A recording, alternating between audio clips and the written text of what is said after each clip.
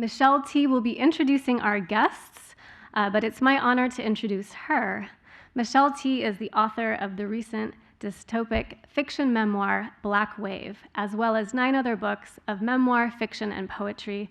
She's also a tireless advocate for creating literary community, be it through Radar Productions, a nonprofit and literary series she founded in San Francisco that gives voice to innovative queer and outsider writers, or through creating the first all-girl poetry open mic roadshow in the 90s, known as Sister Spit, now celebrating its 20th anniversary this year.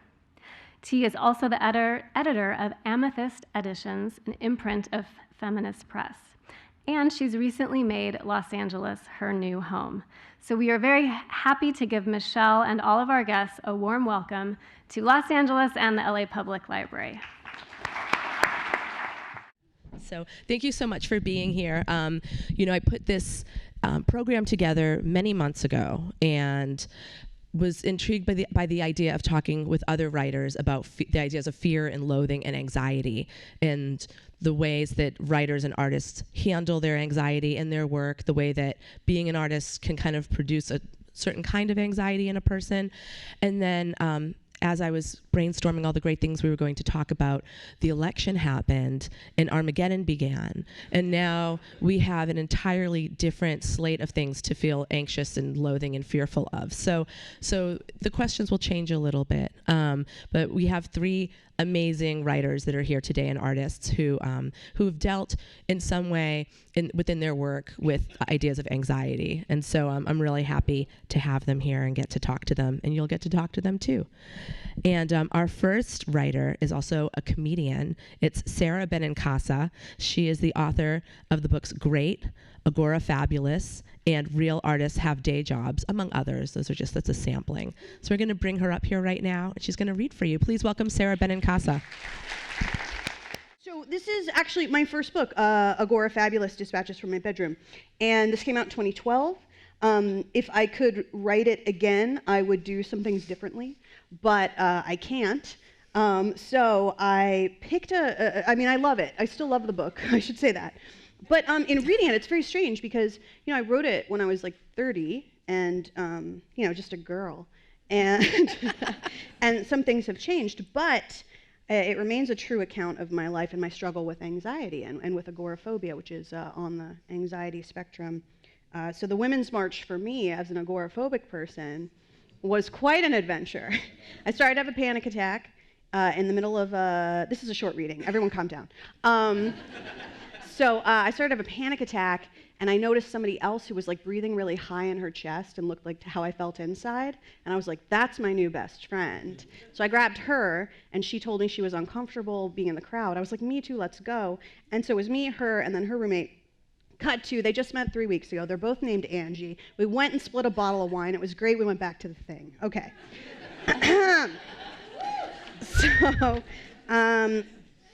So this is about when I started to really descend into agoraphobia. It's not going to be that long. It's about pee. I know that's weird. We're going to get through it together because we're a community. When I was 21, I got into the habit of voiding my bladder into chamber pots of my own invention. I was afraid to use the bathroom because I'd had one too many panic attacks there. I wasn't a religious person, but I was into the kind of hippie spirituality sold in the New Age section at mainstream bookstores. Therefore, I diagnosed my bathroom with a case of seriously bad vibes and devised a far more soul-nurturing habit of pissing in my bedroom in dinnerware. They were actually a very nice set of plain white bowls from the outlet back home in Flemington, New Jersey, where I grew up. My mother had bought them for me as a housewarming gift when I moved into that apartment. The bathroom, a feat of space maximization, was the size of an airplane lavatory with a very slender shower stall tacked on. When I sat down to pee, back when I still used the toilet, my knees bumped the door. It was impossible to have sex in that shower, a fact I confirmed more than once through trial and error. You just keep doing the same thing and it doesn't work out, but you expect, it was awkward. Bathrooms, regardless of size, had always been my place of refuge from the fits of terror that stalked me throughout late childhood and adolescence. I developed rituals to stave off the attacks. I sang the same old church hymn, "Be Not Afraid," under my breath over and over again. I rocked back and forth, holding myself. I hit myself in the face to shake my brain loose. Not hard. I used a totally normal level of force like you do when you hit yourself in the face. When things got really bad, I'd lean my head on the wall or even on the roll of toilet paper itself and cry. No one bothers you in the bathroom because only pervs try to engage with other people in the bathroom. My friend, the actor James Urbaniak, who voices, it's 2012, Dr. Venture on the Adult Swim hit Venture Brothers.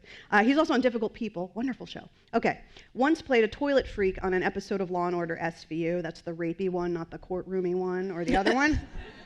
His character installed a secret camera in a bathroom so that he could watch ladies go to the toilet.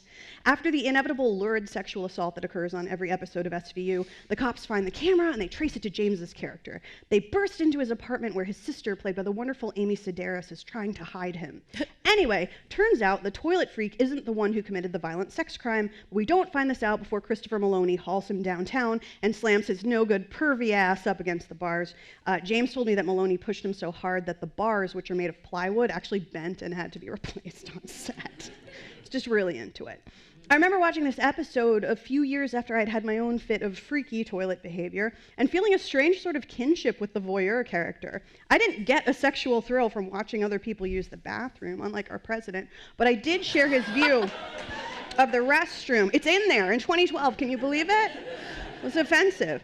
I did share his view of the restroom as a special place set apart from less exciting rooms like the living room or the dining room. These rooms were prosaic and uninspired places where one was expected to make small talk with any number of irritating companions. But in the bathroom, even if another person sat not 6 inches from you in a neighboring stall, you were blessedly alone. So you can imagine my irritation when I discovered I wasn't alone in my tiny bathroom in that cramped studio apartment in Boston. I'd moved into the place in May, and as the months passed, I gradually became aware that something was following me wherever I went, sitting on my shoulder or atop my head.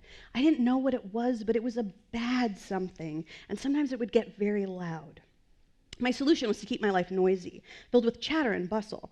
I had just finished my sophomore year at Emerson College, a school for writers and actors and people who didn't get into NYU. It was a colorful, loud, silly place. In the hall between classes, somebody was always singing or dancing, and it was very fancy, kind of upscale, like intelligent, weird thing, and I wasn't familiar with it.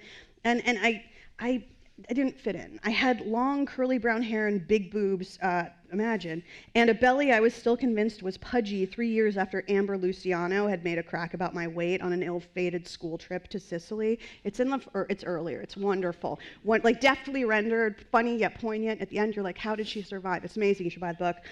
Okay. So I made friends, and the friends were cool. They were different. They did cocaine and wore really tight diesel jeans and dabbled in the kind of stand-up comedy where you made a joke about a children's show people remembered from like the 70s or 80s, and then the audience laughed, and then you looked at the audience like you hated them. And then you made fun of a band you secretly liked, and then you rolled your eyes and got off stage and drank whiskey. This was called alternative comedy. And it was very cool. There were a lot of alternative comics out in Los Angeles, and that was where everyone was going to move once they finished school. I couldn't imagine moving to LA. I couldn't imagine standing on a stage by myself and telling jokes to strangers.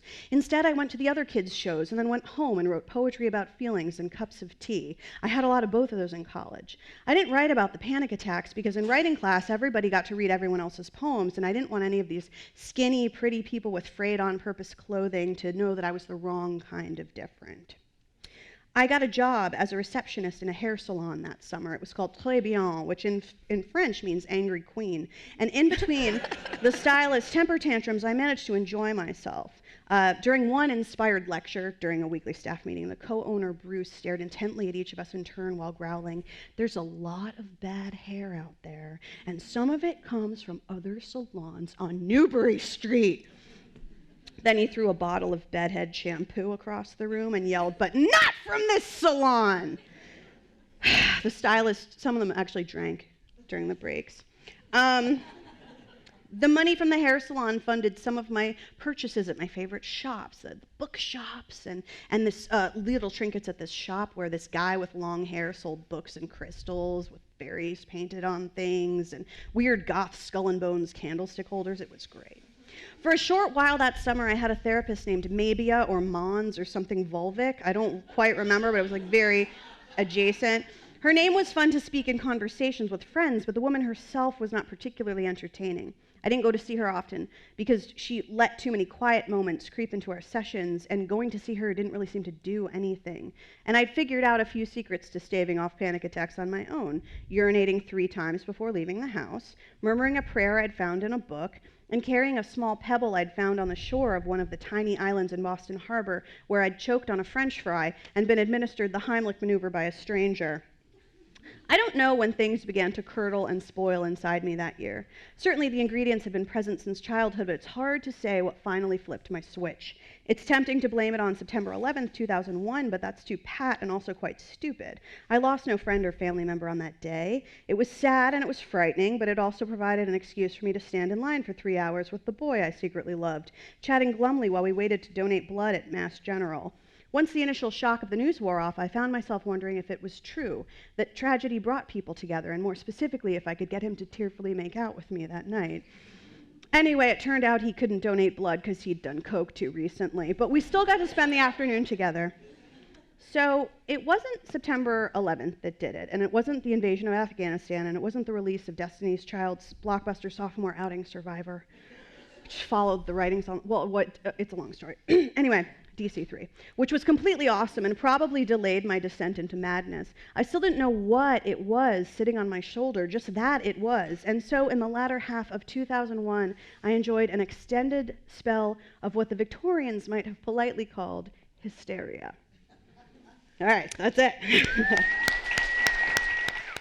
Hello. Hello, Sara Benincasa. Hi. Hello. See that red there you book. go. You left, what a cliffhanger. Right as you descended to hysteria, she leaves the podium. I said, leave them wanting more. Yeah. This is look at this beautiful book. Wow, thanks for being here. I have so many questions for you, even more now, but I know I ran long, I'm sorry. No, it's okay. Okay. We need to have like a slumber party or something. No, we can hang out. Let's do that. I have a lot to talk to you about. Well, let's talk. But right now, I want to tell you that for you guys who are on Twitter, Sara has a mighty Twitter presence, and it's actually been really helping me out lately. Oh, and so thank you for good. being there. And I'm wondering, does it help you to have such, like, what's your relationship like with the internet? Does it help you to have such a strong presence, or does it ever like bite you in the butt?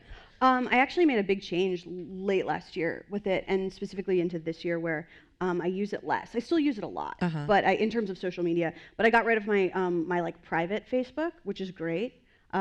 Because I didn't have to pretend to like care about people who voted for Donald Trump, who I know. I could just sort of be like, oh no, I never liked you in high school. Like, I don't care what your kids look like, delete.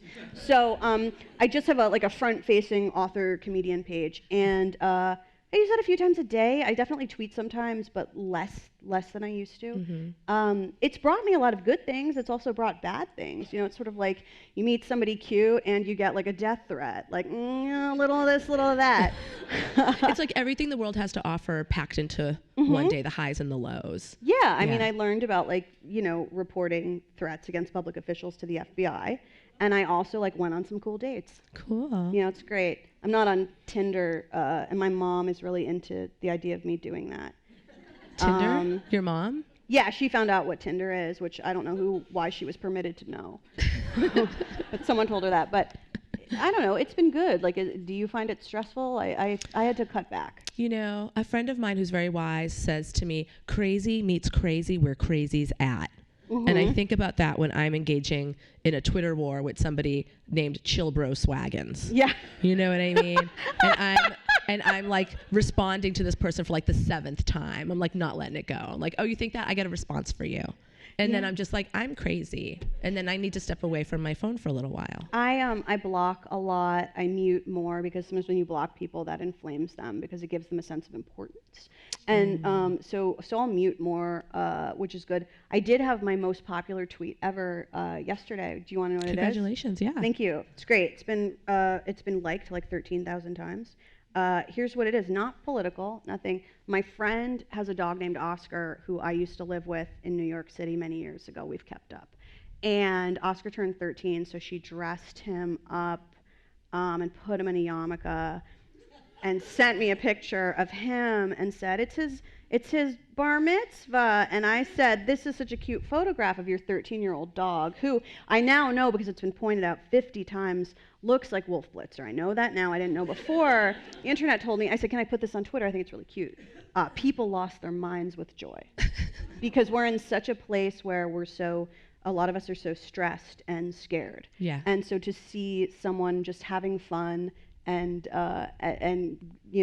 making their dog just a man, it's so goofy and delightful that people laughed and loved it. Yeah. So it was great. People need little bursts of humor right now in between everyone's like so addicted to their phones and the bad news and everything. And silliness specifically. Yeah. Like silly happiness with a cute dog. Yeah. It's a good thing. Something like that. I'm very curious as to what you're working on right now. Like, where is your creative focus? And is it hard to stay focused with everything that's happening? Yeah. What I'm working on now is so my third book is 2 are nonfiction and 2 are fiction, and so my second novel is called DC Trip, and so I'm adapting it right now as a screenplay. And so with my producers, we were like pretty done with, we had gone through the contracted drafts and everything, and we were pretty ready to give it to people. To see what they thought and if they wanted to be in it and stuff. And that's the technical term, right? Hollywood. Do you want to be in this, Tom Cruise? No, but then it's called DC Trip. It's about kids from Jersey who go on a school trip to Washington, D.C. Yes. And, in the third act, or a later chapter in book talk, they meet an individual with a certain amount of power. So that was one individual in the book, not named, but you could figure it out pretty easy. And then in the screenplay was somebody else, and then somebody else who we didn't expect to be that person in real life became the person, and we're like, what the fuck do we do with this? What do we do with this? Do we pretend? At first I was like, whatever, let's go with like our alternate reality. Now it's alternate reality. It's Earth 2. It's set on Earth 2. Gay people are happy and immigrants are beloved by all. It's fine. And my producers were like, okay, or we could engage with reality and like art talking about what's really happening is like kind of important. I was like, shut up. All right.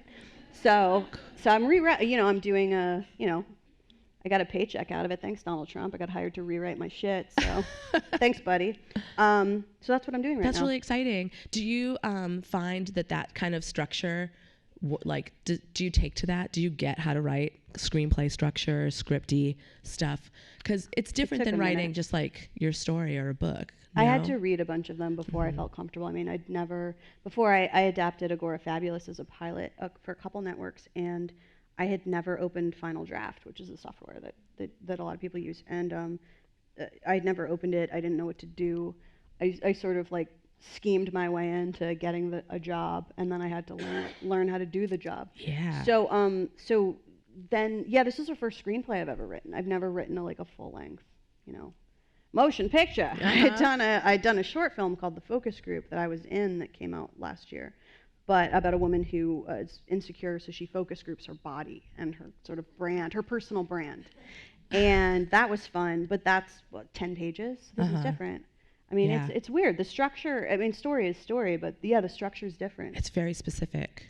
I was overwhelmed. I procrastinated starting, and finally one of my producers was like, what's getting in the way? And I was like, what if I get the format wrong? And he was like, that's just not the right answer. What's really going on? I was like, I'm scared. And he was like, just maybe do it. And I was like, that's fine, you're right, I need to make money.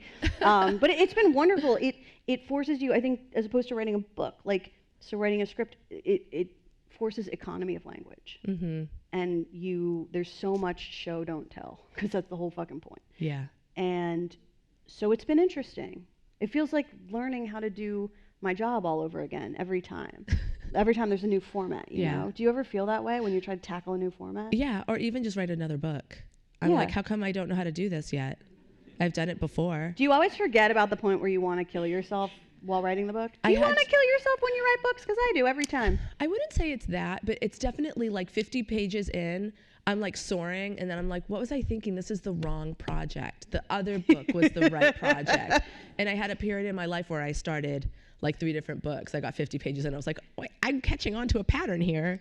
So, what does this mean about me? Yeah. Yeah, I think that we all, as writers, oftentimes, I think, I mean, when I talk to authors, I find everybody has to, some people have to trick themselves into doing work and sitting down, and some people are more stick people. They need to be punished in some way if they don't do the work, and some people are carrot people, and I am a carrot person.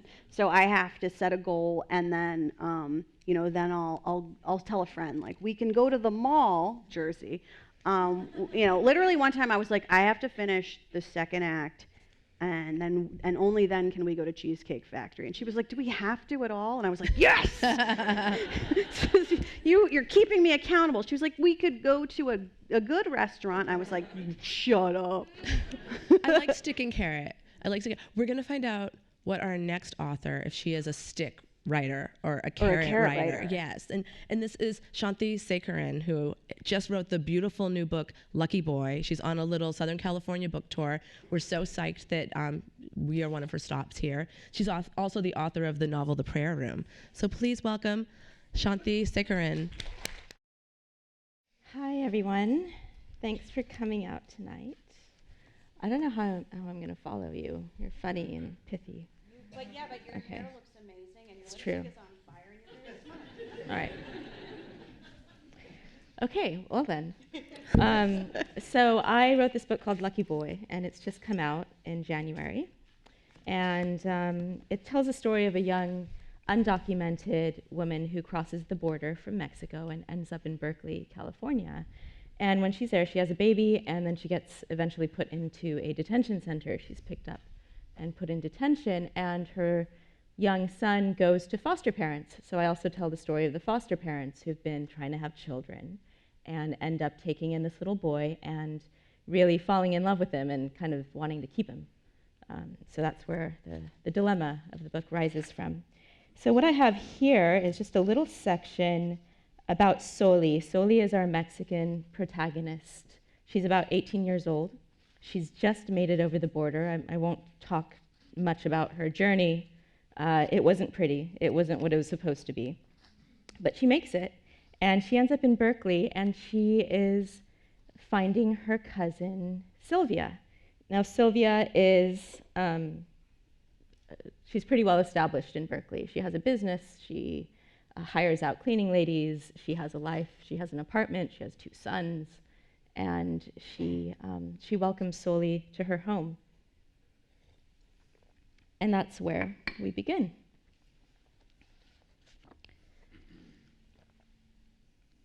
Arriving in Berkeley, she exited the station and stood on the corner of a wide and teeming avenue. This could have been any corner anywhere. Garbage cans overflowed, and the place smelled of rot. In the thick and stormy air, there was nowhere for the stench to go. This is America, she thought. As she approached, she could see that Sylvia's building leaned slightly at an angle. A label with a tiny doorbell, Morales. Soli rang it. She heard the thump of heavy footsteps. The door opened. Sylvia. Sylvia stood tall as a statue, so clean, so American. Soli stepped over the threshold and into Sylvia's arms. She held her so long that Soli stopped feeling both her cousin's body and her own.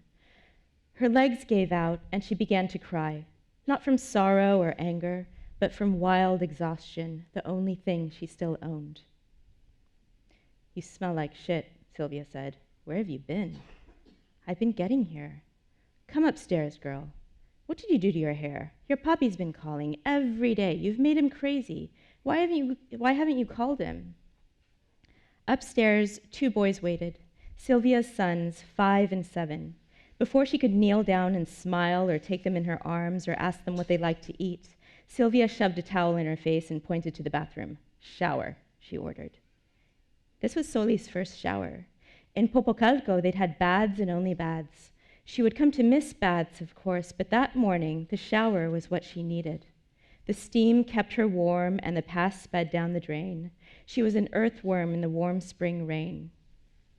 Now that she had arrived, Her happiness had time to establish its landscape, and it was not pure. Her happiness was terrain pitted with melancholy.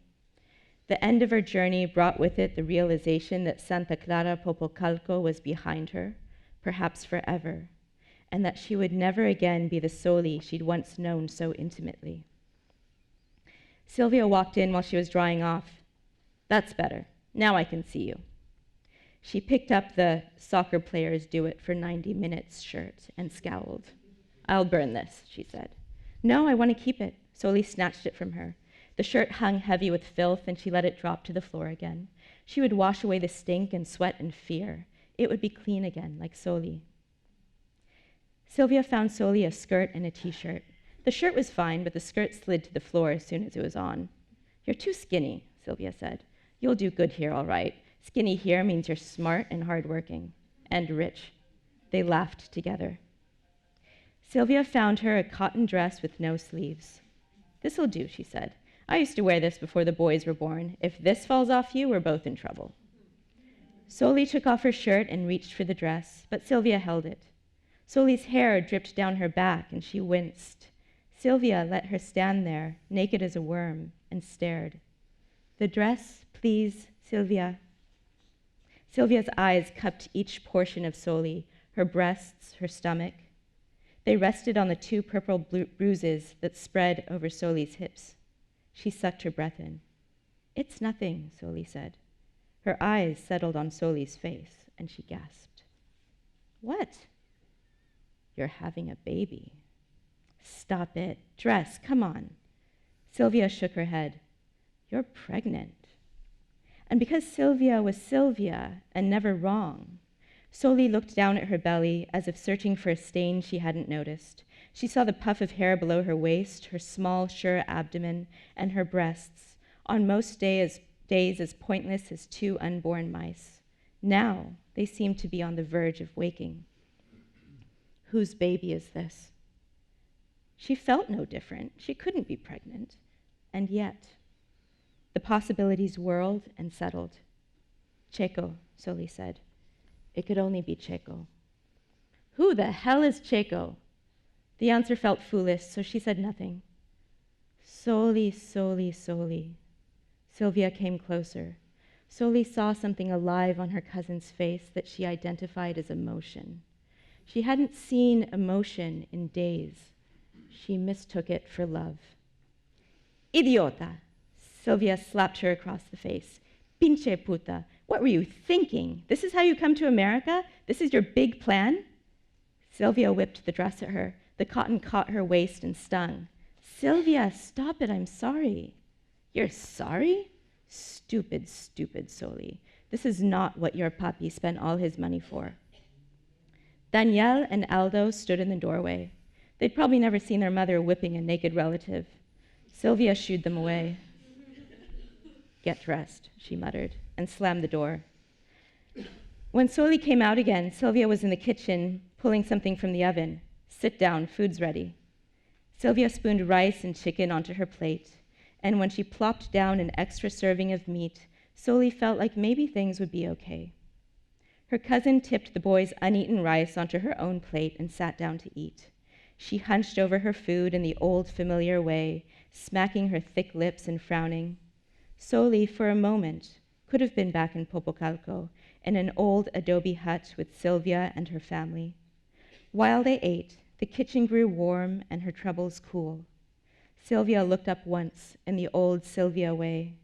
Then she paused, put her fork down, and picked up her napkin.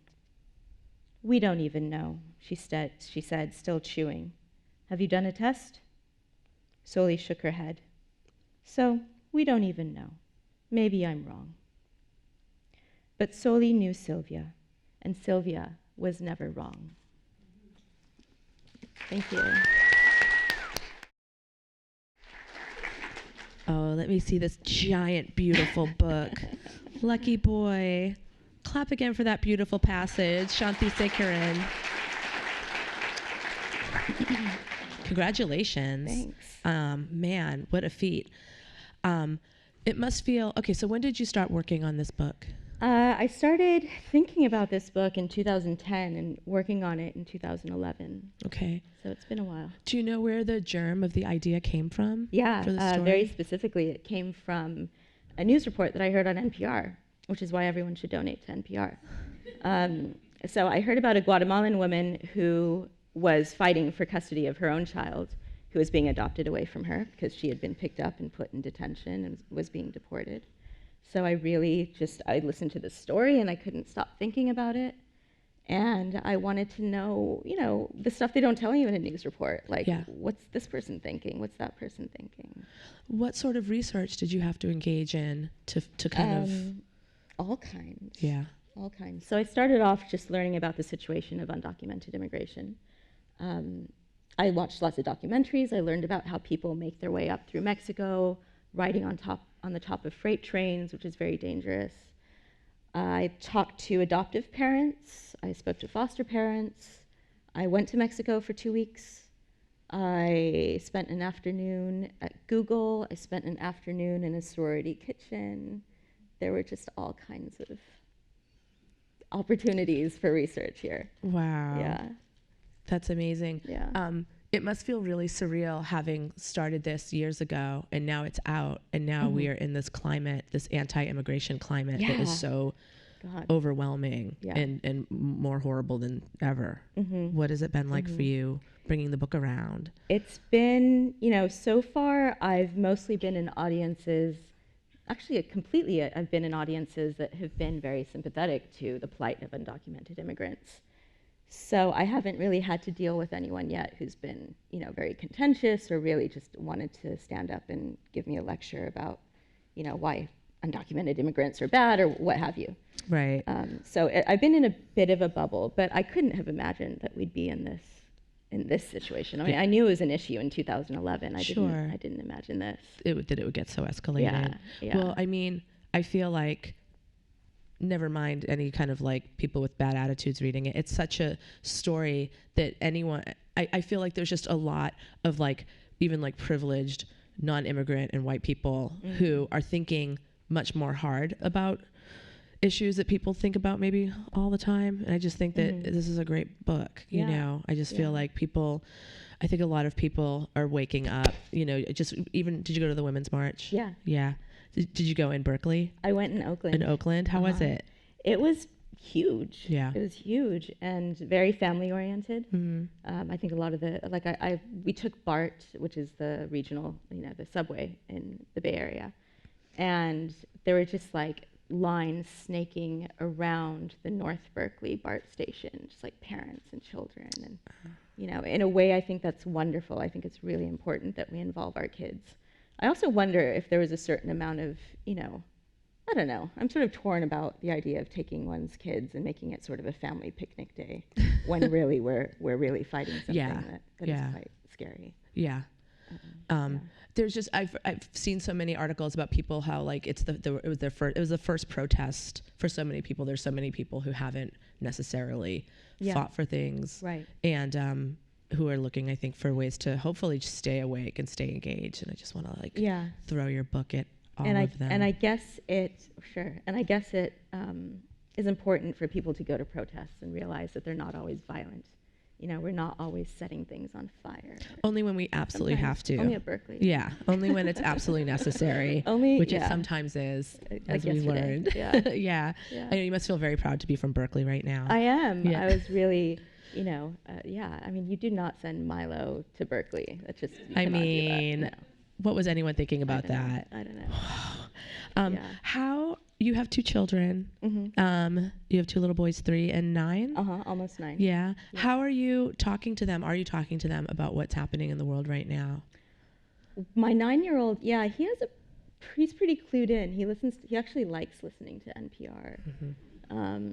He doesn't talk about it. I think he's getting a sense of sort of the depth of what's going on, which is scary for kids because they don't know where it ends. They don't know how deep it goes. So I don't really speak to him much about it. I was telling you earlier that he just thinks of Trump as like a big buffoon, and Trump for him is sort of a clown-like figure.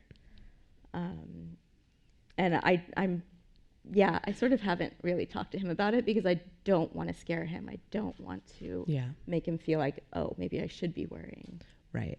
You have to preserve their innocence while like also sort of like keeping them plugged into reality in an appropriate way. Until they have tricky. a way to process it with some perspective. Yeah. Then they can get scared. Yeah. Are you a carrot writer or are you a stick writer? I think I'm a carrot writer. Yeah. Yeah.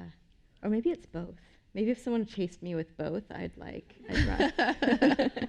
Being whacked with a stick towards a carrot. I mean, that's how you want. That's like your with writing this metaphor. book, the carrot was this idea of publishing something that at the time felt very relevant and now feels even more. And because I don't usually do that. I mean, if you read my other stuff, it's about like dogs in space and Heathcliff eating pancakes. And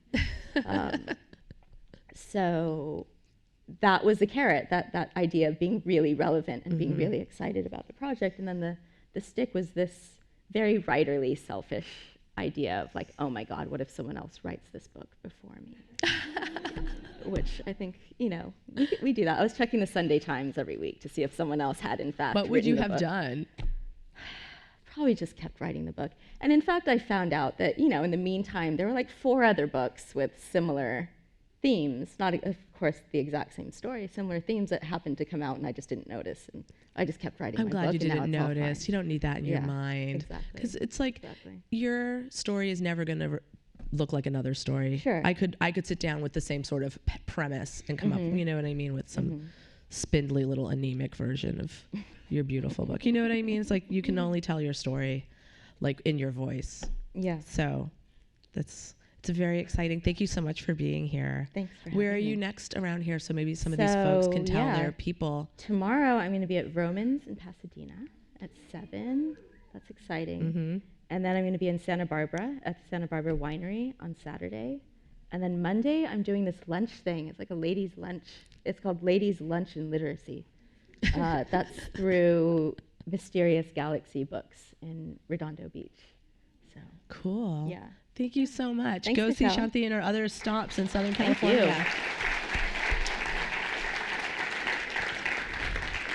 We have one final writer who's also a visual artist. She's a graphic novelist. Her name is MariNaomi, and she's the author of the books Kiss and Tell, Dragon's Breath, Turning Japanese, and she has another project which she's created our Cartoonist of Color database. So we'll talk to her about all that stuff after we get to peek at her life. Please welcome MariNaomi. Hello. So I'm going to read from this book, Dragon's Breath and Other True Stories. It came out in 2014. I feel like it's a collection of short comic essays. They're all memoir. And I thought that this story was pretty tension building, so that's why I chose it. And I have a very short comic afterwards. So Dragon's Breath and Other True Stories. This story is called A Stranger's House. Thanks for offering to come with me. I don't know what I was thinking going alone. You know, it's not just that you're going to some stranger's house to take nude photos, it's that he calls himself Daddy Bill. Actually, it's Papa Bob. Whatever. Where'd you meet this guy again? On Tribe, in your art whore tribe, in fact. I think this is it. This doesn't look too scary. Oh, hello, you're right on time. I'm Robert. But you can call me Papa Bob. My studio is downstairs. I bought this place with my first wife after I got back from NAMM. I used to do work as an artist model. Is that right? Do you want to use props? Yes. I brought some scarves. Ka-chee! How's the temperature? Nice and warm. Ka-chee!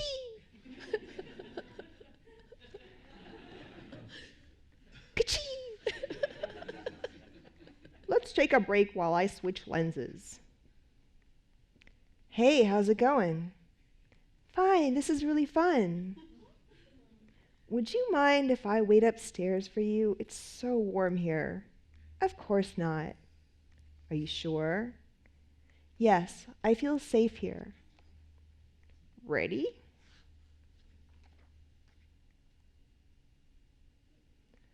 Just lift your head up and like this. Perfect. Ka-chee! Now tilt your ka-chee! So tell me about how long have you been? Lower your arm, just. And when I got back, my PTSD was so bad. I didn't know where I was. I just knew they were out to kill me. Every morning I woke up with my hands clenched around my wife's neck. She'd scream for me to wake up. Guys, I gotta get going soon. Okay, I think we're almost done. Thanks, that was a lot of fun. It was my pleasure. You know, if you'd like to stick around to review some of the photos, I could give you a ride home after. Really? Well, if it's not too much trouble. Hey, are you sure you want to stay here? I'd like to see those photos. Okay.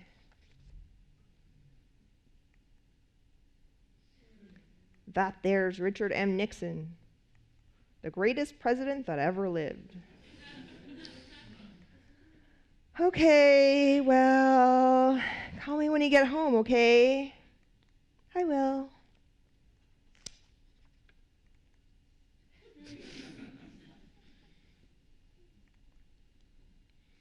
That's the end of that story.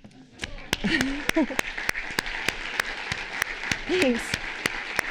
I have a really short one that appeared in this paper that came out as an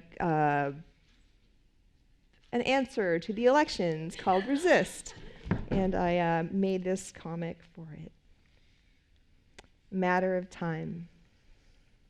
How many of you don't want me here? Maybe I should get out while I can. What was the point of no return for the victims of the Holocaust? It's just a matter of time. Go back to your country. This is my country. Thanks.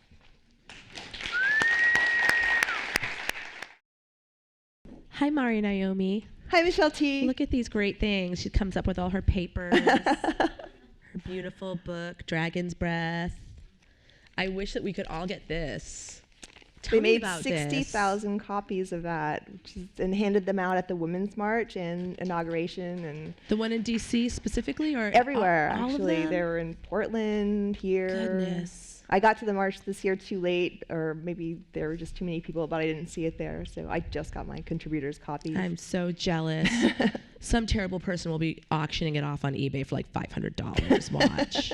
Wow. 60,000 copies. It's being used for toilet paper right now, I'm sure. No, it's so wonderful. I'm happy I get to touch it. How are you taking care of yourself in this horrible climate right now? I'm drinking a lot. Okay. Tried and true method of stress relief. More than I should probably. Yeah, I feel like ever since Election Day. What else? Oh, I've been listening to a lot of serial killer podcasts. I don't know why. In fact, the other day I was listening to Last Podcast on the Left, and they mentioned you, and I got very excited. I bought my friend a necklace made of human teeth, and he's one of the hosts. That's it's fine. amazing. You'll love it. I have cufflinks made of human teeth. I love this. They hate it, but I love it. Yeah, that's my self-care regime: whiskey and serial killers. Okay, this work. I can see how that would work for sure. It takes the edge off. Yeah. It could always be worse or something, maybe. Well, it's so unreal. I feel like, oh gosh, maybe I'm dooming myself by saying this, but serial killers just seem like, well, it's just so over the top that can't be a reality, right? I was like you on election night. I did. I thought everything was really funny. I'd made a Trumpkin. So I carved a pumpkin to look like Trump with like a big chunk of pumpkin head hair. Oh, and then I made beautiful. guacamole kind of barfing out of his mouth. You know? I thought it was really funny. But then That I is was really like crying funny. eating like brown guacamole at like midnight, you know. Out of his mouth, really? I have a visual. More or less. Let's move on. Yeah. Do you feel that anxiety propels you to create work, or do you feel like it impedes creativity? It's completely stopped me up. I've definitely felt plugged. In fact, I mean, most of my comics, like the first one I just read, I usually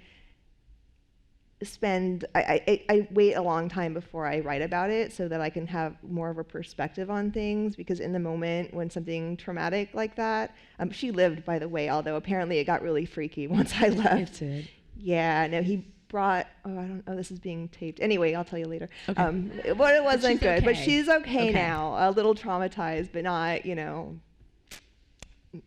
not too bad. She won't be doing that again, though. But so I like to have a lot of space to get perspective. And so when this all started happening, I just been depressed and horrified. And this is really the only piece of art that I've managed to make. I've been doing other things. Like I edited I helped edit an online anthology for PEN America called State of Emergency, where we three of us got a bunch of different cartoonists to write about things that I apparently have a hard time writing about right now. I don't know, this just flowed out of me in a matter of seconds. I did it on Post-it notes. I'm like, I have to do something for this Resist paper. You did it on Post-it notes? Well, originally, like that's the sketch. And originally it was maybe I showed my husband Gary. I'm like, well, this is what it originally was, and it was like 25 Post-it notes it was all over the place. But I basically just took this best 6 and put them together, because I have so much to say, but then, yeah, as soon as I said those 6 panels, then I've not been able to say any more. Sucks. But I figure in 10 years I'll be able to write about it if I'm still, not blown up by a nuclear. Anyway, sorry. No, the work will be here, and you will produce before 10 years. Like we're all in a state of shock, and we're all gonna acclimate in our different ways and be able to make work. That's what I think. I'm still making fluffy, stupid work that has nothing to do with anything. Good. Will you talk about the work that you do creating the Cartoonist of Color database? That's one way. Whenever I feel like I'm maybe not doing enough, because I don't know, I always feel like I'm not doing enough. But then I'm doing some things, and that's one of the things that I keep going back to, is I have this database there are 2 databases. One's called the Cartoonist of Color, and the other one's called Queer Cartoonists, and it's just a list of people's names, their websites, and maybe a little drawing of theirs, and they're just all cartoonists who fit that category. In the Cartoonists of Color, there's actually several categories. One are Queer Cartoonists of Color, one are non-male, and maybe there's just the main list also.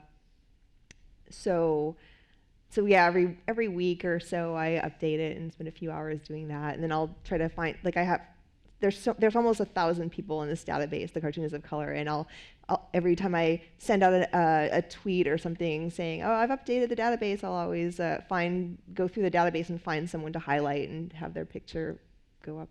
I don't know. It makes me feel like I'm doing something. You are doing something. That's really exciting. Thanks. Yeah, it sounds fun too. It's all right. Like It's not really scout fun. for It is. That part is fun, but it really is just data entry. And then hearing a lot of people who aren't in the databases criticize my databases. I mean, that's not fun. That is the nerdiest criticism ever. Like, someone's going to criticize your database. Like, you should just be like, enjoy yourself. Have at it, nerd. I blocked 2 people, not about the databases, but I blocked 2 people on Facebook today. And when Sarah was talking about cutting back, that, especially after today, sounds really nice. It's empowering to block people. It does feel kind of good. It's like all of the people from my hometown that were still hanging on, they're gone now. I'm free. I'm finally free. I want to open it up to you guys. I bet you have questions for these smart people. How do each of you, if you don't mind going one at a time, and you can decide who goes first, how do you manage anxiety of your creation when you are creating? What are your tricks, your tips? How do you deal? Help us out, people. That's why we brought you here. I had obviously I was very jokey and performative, but I when I was up here, but I have very severe agoraphobia. I have something, a few different things, but panic attacks and depression, which at times in my life has been suicidal. And if I'm going to pick any of those, I'll pick the anxiety stuff because it's active, right? Suicidal depression is just like, you definitely want to die. When I'm anxious, I want to live and I want to create. I want to do art. I just am terrified to leave the house. So if that's what I'm dealing with, a lot of breathing exercises, for sure. I did a program when I was younger called, it was designed by John Kabat-Zinn at the University of Massachusetts Medical Center at Worcester, called Mindfulness-Based Stress Reduction. So a lot of that is helpful. Those tips and tricks, feeling things in different parts of your body. I've had a lot of cognitive behavioral therapy, so some of it I learned in therapy. The basic thing that I can say, if you're just anxious and it's really not a clinical thing, or probably you're just scared about writing or worried you won't be good enough, is to give yourself permission to take breaks. Get up, walk away, sit back down. And what I always keep in mind is I think about what my potential, I stole this from the Moth website. I think about what's my potential last line. And I'll think about that. And then I'll try to work towards that so that I'm not seizing up at the fear of the first line. So that's what I do. Xanax is cool sometimes. I get very anxious about the idea of having to produce a product. There's a lot of pressure around having to produce like an article that's going to go here or is going to go to this contest. So I try not to hold myself too much to creating like, product A or product B, especially when I get into zones where I'm just not feeling like writing. So at those points, I stick more to just exercises that are probably never going to go anywhere. Like I give myself permission to be completely unproductive while producing, or completely, not goal-oriented. I think when you start to become a published writer, you start to become very goal-oriented. Like, where is this going to go? How am I going to maximize the potential of this output or whatever? That sounded very non-writerly, but that's sort of how we think sometimes. Mm-hmm. So I give myself permission to just like screw around a bit, and I try to walk. I don't really take many medications. I try to walk a lot, and just give myself permission to do what I need to do. Serial killer podcast. Last podcast on the left. And My Favorite Murder is another one. Actually, there's like 5 of them that I'm rotating around. But so sometimes those actually make me anxious. I don't know why. So I'll switch to the Dear Sugar podcast, which is the polar opposite. It's just all compassion and sweet hurt feelings. But to be honest, when I'm working, I don't, especially if I'm writing or plotting, like really using my brain, that takes a lot of the anxiety away. Sometimes when I'm drawing, that's when I listen to the podcast, because that's when my brain starts doing this thing. But I've also started going to Korean spas lately, which that is one of my, I had 2 New Year's resolutions. One is to learn a song on the ukulele. I haven't practiced for a while now. It's February, shit. And the other one is to go to the spa at least once a month. That's awesome. That is really great. I highly recommend. You both talked about doing something that takes you out of your head and into your body more, walking and going to the spa. It helps me write too, especially if I'm sitting in a spa. Like there's nothing for me to do with my hands. There's no serial killers in my head, and I'm not drinking whiskey, so my brain is able to do that thing that it does when you're driving, where it just kind of zones out. And that I come up with a lot of epiphanies for things that I'm stuck with in my art when I'm doing that. That's cool. Which is cool.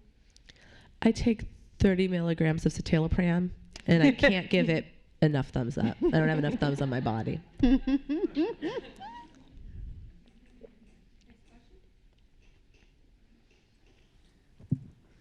Thanks. How do you deal with not so much like I'm in the middle of a book and I can't finish it, but like, should I keep writing at all? I read, I'm going to say it wrong, Desiderata by Max Ehrman, which is like, you matter. And I'm like, oh, thank you. And then I weep. What is this? What is this book, Sarah? It's the poem, it's really famous. You see it all the time. It's by Max Ehrman. It's called Desiderata. And it's like, you too are a child of God. Mm-hmm. So I only read things about God, which I'm actually here to talk to you all tonight about Jesus Christ and how you could bring him into your life.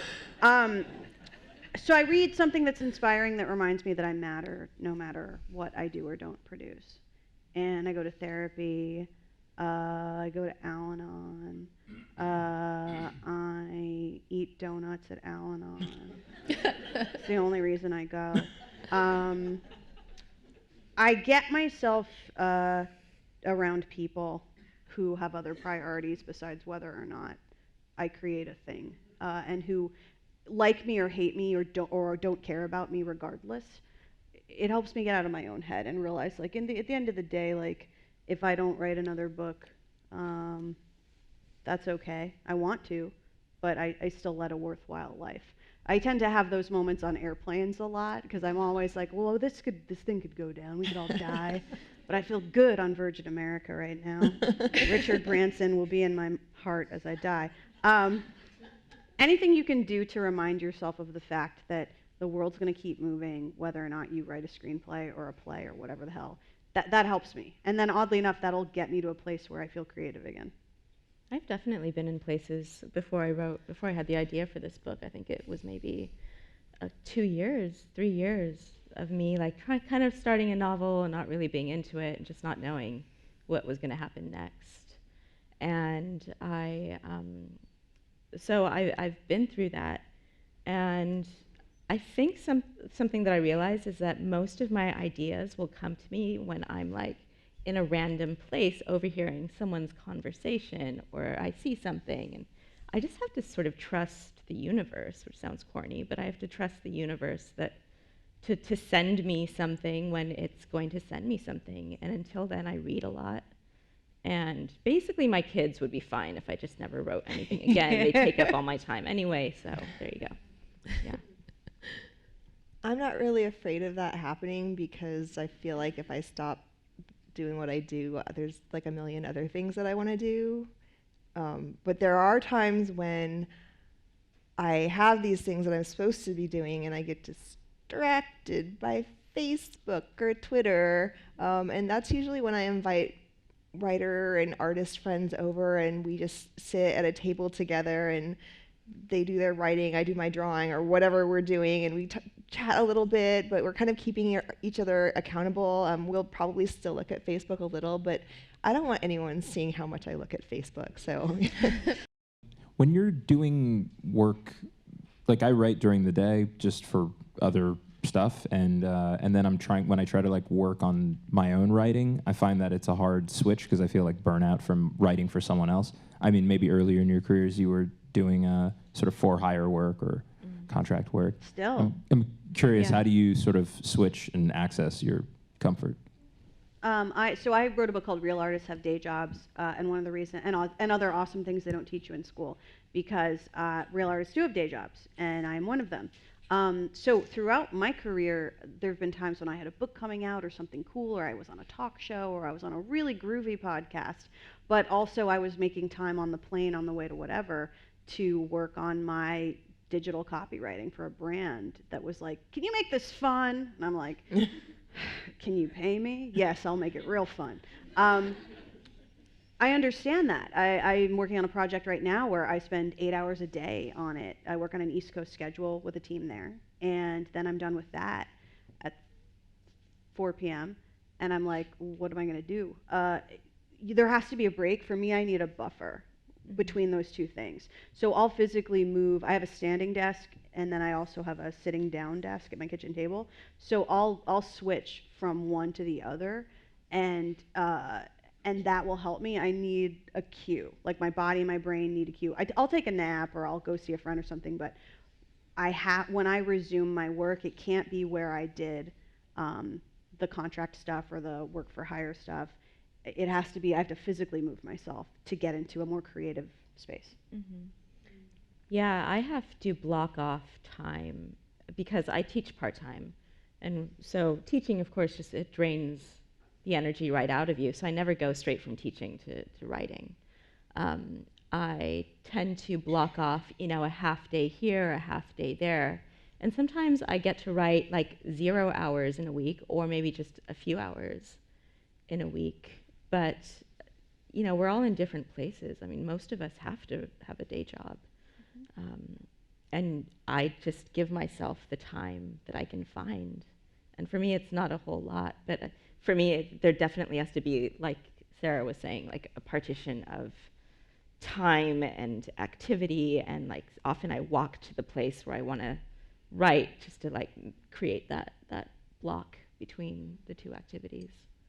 Yeah. Right now, I'm doing the cartooning full time, and I'm doing my own stuff. But in the past, I've definitely had freelance jobs like day jobs for copywriting and video games and stuff like that. And it took a long time to figure this out, but I couldn't take on really creative projects and also do my own creative projects because I have the same kind of burnout. So basically, I just changed the nature of my work, the stuff that I would accept. So it's soul sucking, but completely not creativity sucking to write for advertisement. So I would do that, and that was easy. And then by the time I get home, I'm like, okay, yes, I could work on my stuff. But if it was too creative, and I still sometimes get requests to do comics for other people, and I just don't. I mean, because I know what that means, and I might have a little bit more money, but then I'll not be doing what I want to do. But I'm lucky that I'm in a position that I could do that, and that wasn't always the case. I have a friend who gets up at 5. He's got kids. He's got a full-time day job. He gets up at 5, writes for an hour. The kids wake up. He gets them ready for school with his wife, and then goes about his day. So for some people, that works really well. I don't think that would work for me very well. I mean, I get up regularly for 7 a.m. conference calls, but that's from my kitchen table. I can roll out. 6:55, I wake up, and then there. To get up at 5 and write for an hour that's a lot. But for some people, that's what they do. Wow. And the fact that you have kids and do this is very impressive to me, because that's a whole, there are humans who need you. That's amazing. Yeah, this book I mostly wrote with just one child. That's still a big deal. That's still a big deal. I don't know if I could do it with 2 kids, frankly. I don't know. Do you think, I'm sorry to ask, but I've heard parents say this to me when I go, well, when do you find time to write? They go, just when they're napping, or I have to. It's like do or die. If I have 30 minutes that day or that week, that's when I do it. Yeah, because your kids aren't going to be asking for your next manuscript. Like, it's up to you. You have to do it, or not do it. No one's going to go to bed crying because you haven't written your novel. It's a few. If you take anything away from tonight, it's that. No one is going to go to bed crying because you didn't write your novel. Right. At the Women's March, you had noticed that you found other people who were kind of reacting with some anxiety and stuff. And that's something that I noticed as well, too. Like, the crowd was not anything that I had anticipated when I went to the Women's March. And I was surrounded by other women, myself included, who were on the brink of an anxiety attack, but kind of were able to recognize that I'm here for something that's bigger than myself, and just showing up is what's important.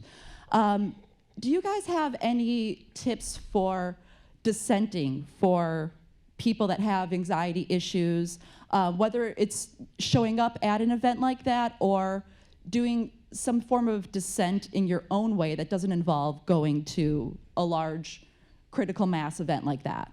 Yeah, I actually wrote something about that day on like Instagram or something, with some sort of meme generator, I don't know. But what I said was like, don't feel bad if you couldn't be here. Don't feel bad. There's plenty of people I know who have PTSD, like whether they served in the armed forces, they were traumatized when they were very young, sexual assault, like everything you can imagine that leads to post-traumatic stress disorder, that leads to a situation where somebody like has to always sit with their back to the wall, observing all the exits, and where a crowd like that activates everything that's wrong. And yet, these are still people who are present in the world and care and want to participate. So I heard from a lot when I put up a thing that was like, it's okay, you can dissent and be active in many ways.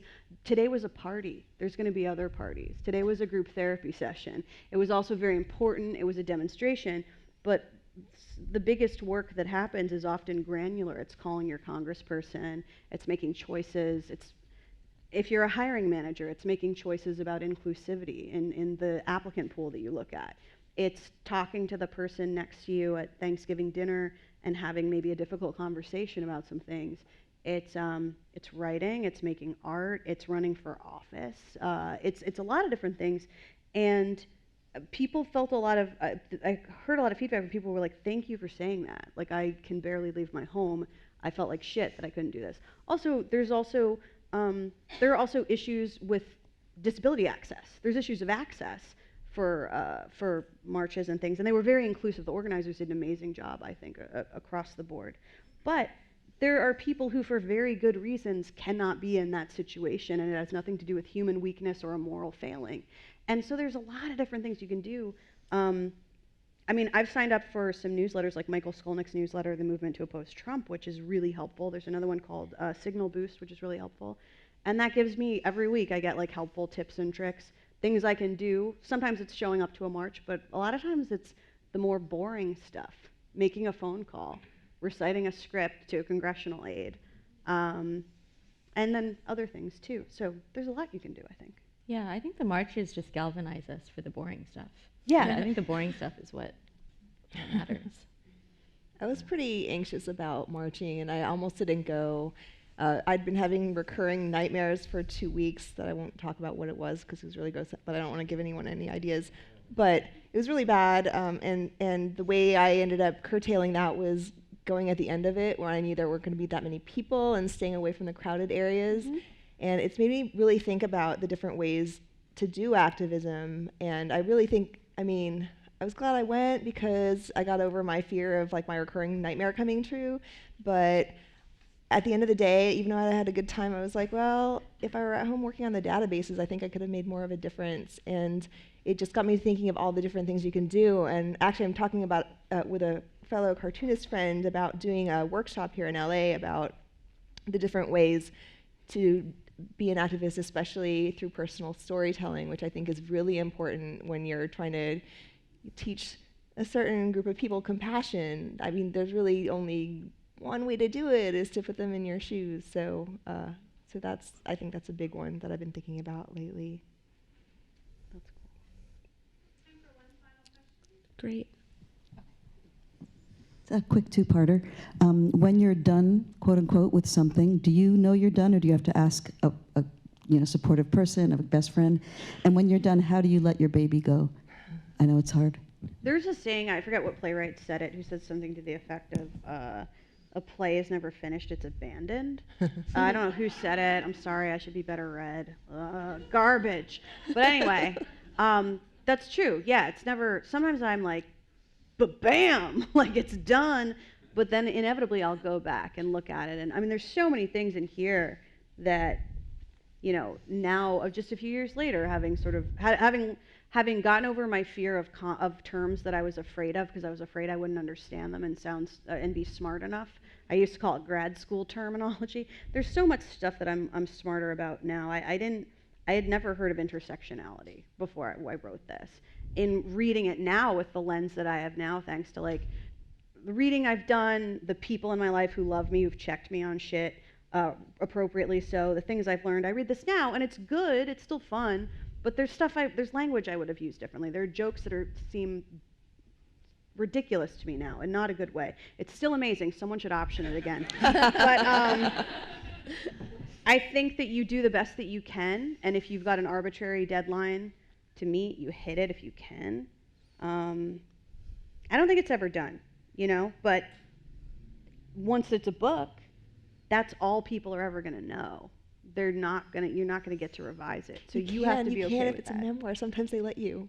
I did when I recorded the audiobook for this a couple years later. I was like, you know what? That joke's not that funny. We're gonna skip that. Oh man, I listened to the audiobook. What did I miss out on? A lot of stuff that wasn't as intersectional as it could have been, MariNaomi. You got a woke-ass audiobook. That's what you got. At a certain point, you just got to let it go. You just do, and you pray that people like it, and sometimes they do. What do you think? I usually find a time when I'm just so sick of it, I can't look at it again. And I actually had the opportunity because with my first book, it was published like 8 years ago. But then I put it out by myself. I put it out like independently by myself this past year. So that was my opportunity to, if I wanted to, like go back and rewrite the whole thing better. That's But awesome. I didn't because I just couldn't. So I think there's a lot of value in putting something away for a long time and not looking at it and then going back to it. Do you read your books again after they come out? Not really. I mean, I have to for readings, and that's when I sort of revisit it. Me too. I did. This yeah. is the first time I've read from this in a while, Yeah. and I never have read the whole finished version since I, sent the proofs off. Like I've never. Right, because I read it like 20,000 times Right. when I was editing it, so it's basically the same. Yeah. Yeah. Oh, I comb over all my stuff when it comes out. I'm like, oh, especially if someone gives it a bad review or a good review, and I'm like, what did they see? And I'm like, I try to cleanse my mind of it and look at it with a fresh pair of eyes, and that's when I inevitably am like, oh man, everything's wrong in this. I have to just redo everything. Yes, it's done when the deadlines do. But I have friends who've done memoir who, when it came out in paperback or they did another reprinting, they're like, oh, do you want to change anything? And Yeah, I would love to do a revisionist history memoir where I just am charming constantly and winsome. Sort of missed the boat on winsome. What about you, Michelle? Do you look at your stuff after it's out and go, ugh? Yeah, I do cringe for sure. But there is something really interesting about how, you can tell the same story at any point in your life. You'll tell it very differently. So if I go back and look at my book Valencia, for instance, I wrote that almost in real time when I was 25. And so I can look at that now and be like, oh my God, so self-involved, so many things, so drunk, And if I wrote it now, it would be such a different story. But I think the charm of that book was that it was written by a 25-year-old who was drunk and self-absorbed, who was writing about what happened the night before. And so you just have to let go. And, once a book is done, I feel like it's a little person out in the world, and you just have to let it go. You have to let it find its people, and it's just totally detached from you.